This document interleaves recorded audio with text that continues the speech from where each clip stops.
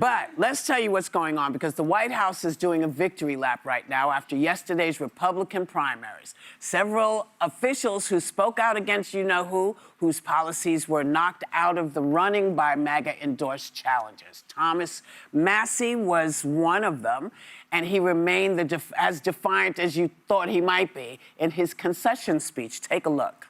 For 14 years, those SOBs in Washington tried to buy my vote. They couldn't buy it.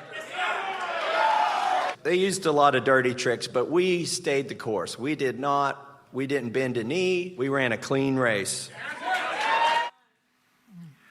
So are other Republican officials going to be less likely to speak out after these primary results? Probably. Well, listen, the interesting thing with Massie is the #1 reason he was targeted by the White House was because he was pushing for Epstein accountability. I don't agree with Thomas Massie on a lot, but I think he showed tremendous courage, and he's got some time left in Congress. I hope that he continues to advocate for accountability.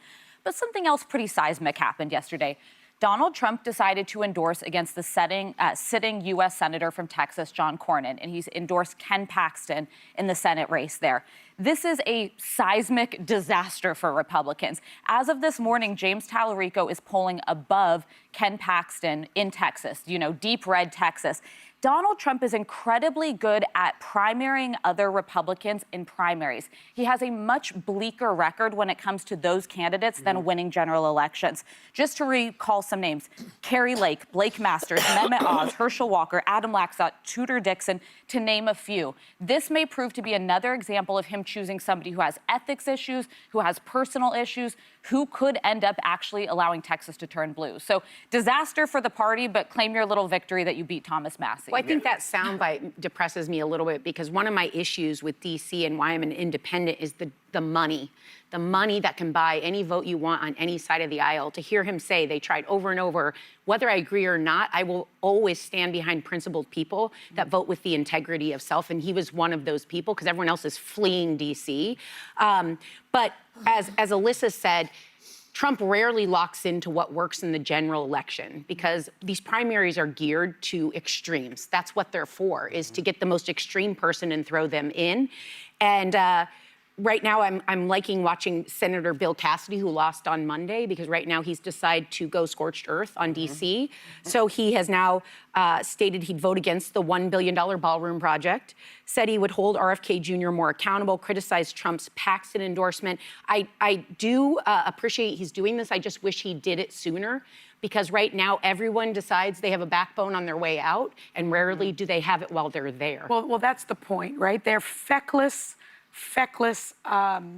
politicians until they don't have the job anymore. And then they do what they were supposed to be doing. They're governing, they're voting on behalf of their constituents. And so I don't really give Massie much credit in this fight, because Donald Trump did buy a seat. He and his lobbyists, they already bought his opponent's seat. And Thomas Massie, as he's someone that voted 91% of the time with Republicans, only 9% of the time. And that, you're right, he voted to release the Epstein files. He voted against the Iranian war. Yeah. And so that is a good thing. He was consistent. He was consistent in that, but he was inconsistent. Was it Massie that decided to vote for RFK Jr.? No, that was Cassidy. No, that's Cassidy. So Cassidy decides to vote for RFK Jr. as a physician. So the fact that now Cassidy lost in the primary, it just doesn't give me any solace about this Republican Party. This Republican Party is firmly the Trumplican Party, in my view. I think they're feckless. I think they want power. And they only have the courage to stand up to Trump when they are not going to be in office anymore. Trump got pissed because Massie went against the ballroom. He wants that ballroom. Yeah. Trump, and also the Epstein files. He was about to. The Epstein files he went were the after big them, one. and the base of the Republican Party cares about the Epstein files, but only if it's against Democrats. Correct. So that's Kentucky. You're on the. We're watching you. And I don't know that. So Thomas Massie is someone who is incredibly consistent. Actually, I knew him a decade ago when I was working in the House. He's a libertarian. He votes against government funding bills. He votes against raising the national debt. He's always been against foreign intervention. There's stuff I really don't agree with him on. Isn't he also but against birthright citizenship for the kids of undocumented I would be immigrants? surprised if he is. He actually it doesn't. But I am not quite sure.